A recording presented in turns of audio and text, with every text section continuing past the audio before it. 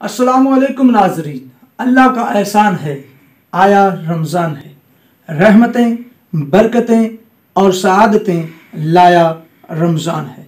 नाज़रीन, इस माह मुबारक के रमज़ान में हम आपके लिए लेके आ रहे हैं एक खूबसूरत प्रोग्राम कि जिसका नाम है पयामे रमज़ान। नाज़रीन, जिसमें मुख्तलिफ मौज़ूआत पर गुफ्तगू की जाएगी, जिनमें शामिल हैं अकायद, अखलाकियात और फ़िकी मसाइल, कि जिसमें हम मुख्तलिफ उलमा से उन पे बात करें। और हमारा ये प्रोग्राम 3 यूट्यूब चैनल पर अपलोड किया जाएगा।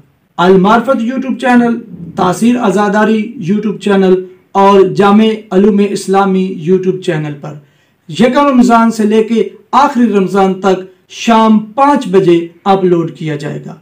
आप नाजरीन से गुजारिश है कि आप हमारे तीनों चैनलों को सब्सक्राइब कीजिए, लाइक कीजिए और हमारी वीडियो को ज़्यादा से ज़्यादा अपने दोस्तों के साथ शेयर करें। रमज़ान का पैगाम हर मुसलमान तक पहुँचाया जा सके। अल्लाह आपका हामी नासिर हो। अस्सलामु अलैकुम व रहमतुल्लाहि व बरकातुहू।